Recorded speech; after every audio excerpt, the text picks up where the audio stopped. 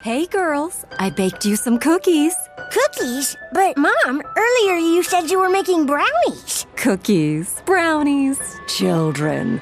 They're all the same to me! I'm gonna go out on a limb and say that you might not have seen a lot of Big City Greens reviews. So this review is going to double up as to why I personally haven't covered the show much, but let's get into it.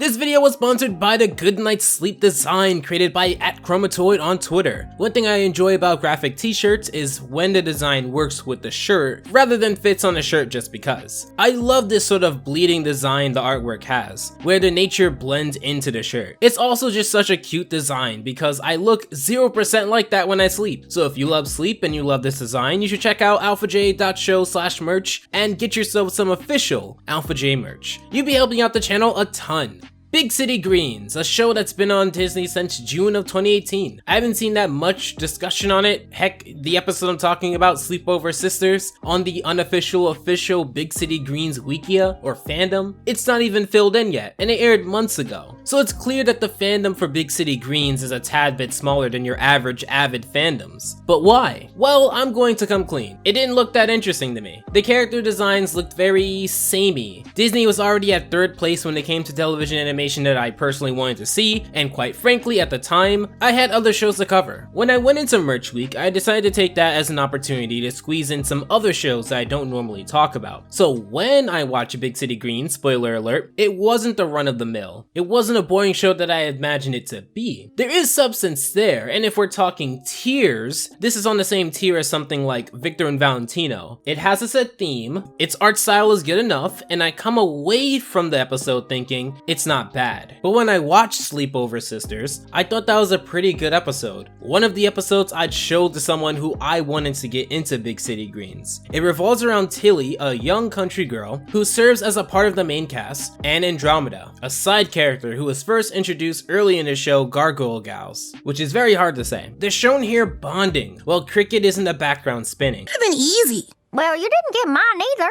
I drew a bunny, lizard person, and a birthday cake. That's clearly a government-planted listening device. And you can kind of see what Andromeda's character is all about, based off what she says and how she responds to Tilly. She draws aliens and believes in conspiracy theories, whereas Tilly doesn't really understand a lot of that stuff. I love Tilly's voice. It fits with her design incredibly well. So when Cricket gets in the way of them spending time together, because they share a room, Andromeda invites Tilly over to sleep over at her house. I remember talking about how everything in the room should count as something important, way back when I was reviewing Brian and Stewie, where everything in the room mattered and was used for something. Here it's no different. This camera is used throughout the episode as a symbol of memories, keeping track of what happens in the episode, and also serving as an origin point as to why they have such a great recollection of why their friendship works. Cricket initially is okay with his big sister leaving the house for a sleepover, but that will change. You gotta type in a password? Yeah, I'm like a hacker, it's whatever. I really enjoy Andromeda's character. It reminds me of Bella from Clarence a long time ago when I covered Mystery Girl. Her intense fascination with conspiracies is just a character type I usually end up enjoying. In this episode, she takes more of a casual approach to it. So while her room may lead you to think she's a big conspiracy nut, she doesn't do too much in this episode. 2 scientists stayed awake until sunrise and formed a psychic link. Since then, they've gone down in history as the closest friends ever. Whoa! And that leads into what the episode is about, them staying up so that they can have psychic powers to read each other's minds and become better and closer friends than they are. When I try to think about shows today that are on today that capture that sense of having realistically portrayed children with appropriately measured goals, that doesn't want to fight against a giant creature and instead just wants to build the best fort or go on a slice of life adjusted realistic adventure, there isn't really much, if any. Sure, the Loud House kind of covers it, but I never really feel like Lincoln is truly a kid.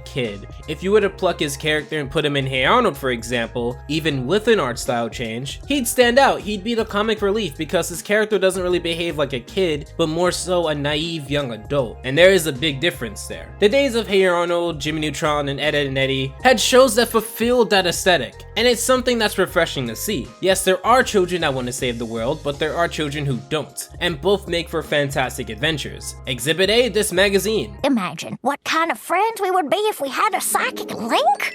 Good evening. And what would you two like to order? Well, she'll have the split pea soup. And she'll have the baby back ribs.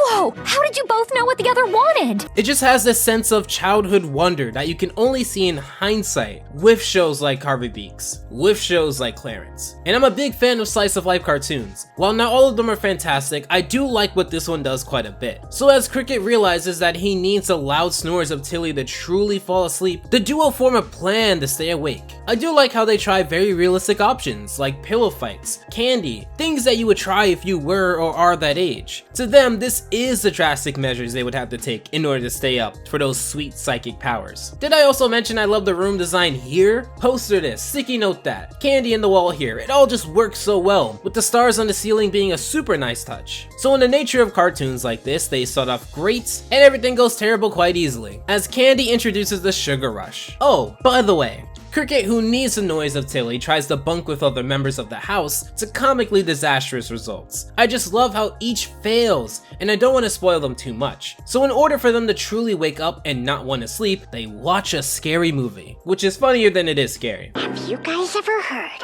of the Slumber Slayer?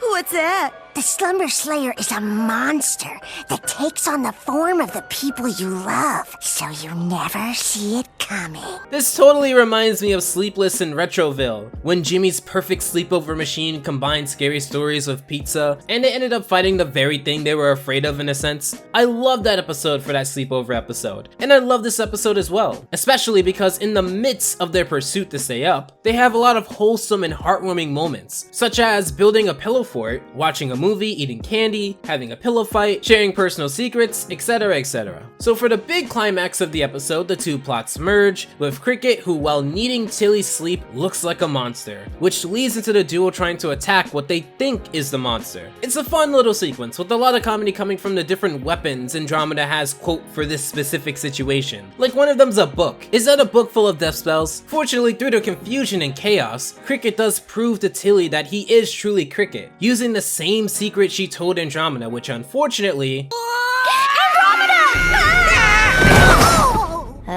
So comfy. Must resist. Sleep.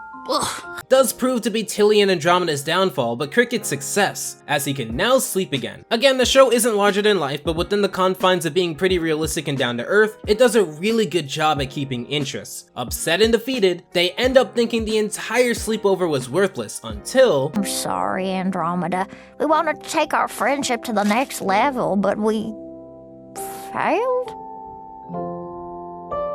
Wait, look at all the fun we had last night. Maybe we're closer than we thought. Maybe I'm just a sucker for heartwarming and wholesome moments, but I loved everything about this. I love the music they chose, the way the camera makes a full circle, and how a lot of these moments happen within the episode. It's so sweet, with Tilly acknowledging that Cricket, while invasive, is fun to keep around and all he wants is his big sister. In this episode, you get the best of all three of them, with some highlights from other characters. And no character personally seems compromised out of the three. Cricket is very funny and doesn't come across as legitimately annoying, just annoying within the story, which is intentional and okay. I love the way he tries a lot of options just to figure out what he wants to do. I love his imagination, and now to him, playing allows for him to express that. I love Tilly's down-to-earth nature, and how she just wants to have friends of her own. Her voice acting, her design, and some of her jokes within this episode were my highlights. Lastly but not least, Andromeda is just a very cool character. Her conspiracy theory interest makes her interesting, as she has this part pseudo-hacker killer sort of vibe. That, like Cricket, allows for her to express her imagination well. Anyway, it ends with her seeing what Cricket dreams about. I'm a space eagle, and I'm soaring through the cosmos on my big, beautiful wings! Star Cricket. Hashtag random, and that was Sleepover Sisters. I gotta give more episodes of Big City Greens a shot in the future. If you have any recommendations from this show or possibly something else, let me know in the comments below. Again, make sure to check out Goodnight Sleep's design in my merch store. That's alphaj.show/merch for your official Alpha J merch. If you like this video, you should check out the other recent Disney show that I covered, Amphibia, or my entire playlist. Special thanks to the patrons of July, and until next time, take care. Alpha out.